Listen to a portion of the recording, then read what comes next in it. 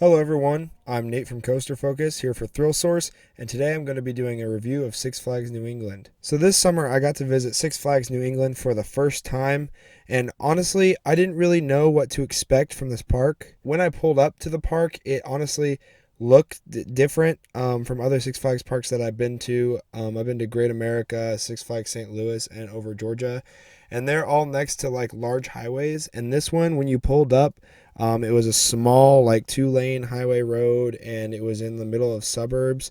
I wasn't really expecting that, so my first impression of this park was kind of different from other Six Flags parks. And even going into the park, I wasn't sure what to expect from the experience compared to the other ones that I'd been to. One thing I noticed immediately was the fact that you had to walk really far from the parking lot, and then cross over a lot of stairs and a bridge to get to the main entrance of the park, which isn't really that big of a deal, honestly. But it is kind of difficult to walk that far and kind of get up there. They did have trams going back and forth, so that was a good thing.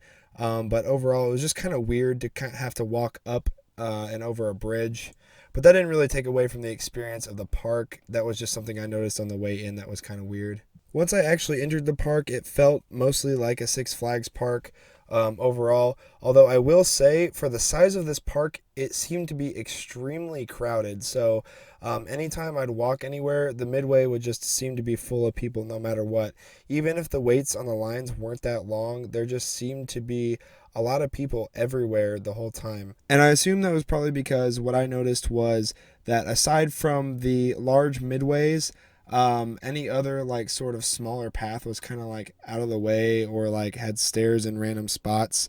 There was even a part of the park where I looked off to the side over a rail, and there's a place where stairs used to be for people to walk through, but it had all been covered up and grown over and just kind of hidden.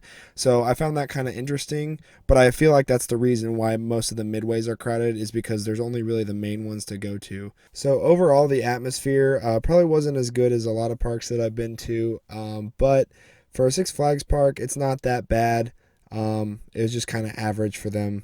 But that's enough about the atmosphere. Let's talk about some of the rides. Six Flags New England has 12 roller coasters. The most notable of those being like Superman the Ride, obviously Wicked Cyclone, Goliath, the giant boomerang.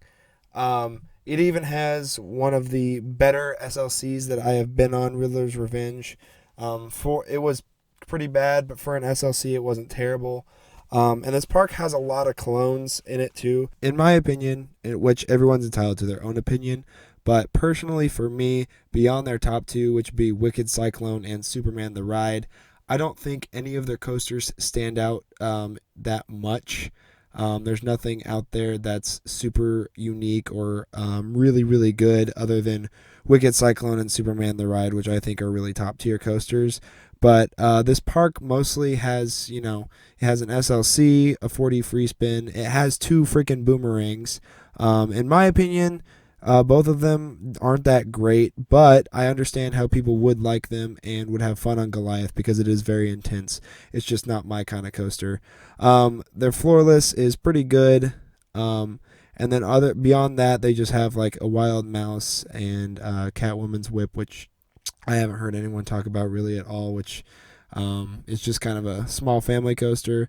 But yeah, overall, other than Superman the Ride and Wicked Cyclone, there's nothing really that stands out here at Six Flags New England. Obviously, that's something that can be improved upon pretty easily. I can see Six Flags putting some money into this park and getting some more standout rides. And I can see that happening. I see this park having potential.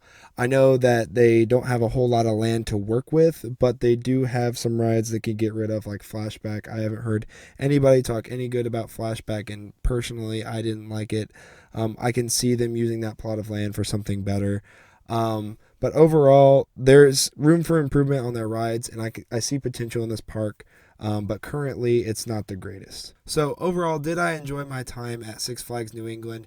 Yes, absolutely. I had a good time. I didn't have a poor experience or anything like that.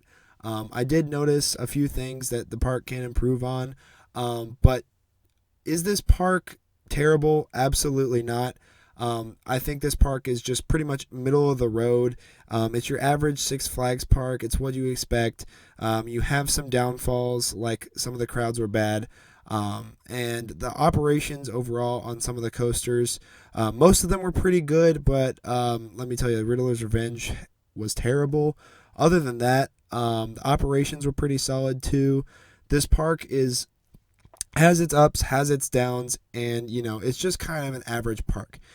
I didn't dislike it, I didn't love it, but I could see myself returning there. If I'm ever out in that area again. It's not something I want to avoid or anything like that. And neither should you. You guys, if you haven't been to Six Flags New England, definitely go give it a visit, give it a try, and make your own opinions on what you think about the park. Because that's really what it's all about. It's about joining coasters and seeing what you think about the parks that you visit and the coasters that you ride. Hopefully you guys enjoyed this video. If you did, make sure you leave a like on the video and subscribe to Thrill Source if you haven't already. If you guys want to check out my channel, that's Coaster Focus, and I'll put that in the description. And I'll see you guys later. Peace out.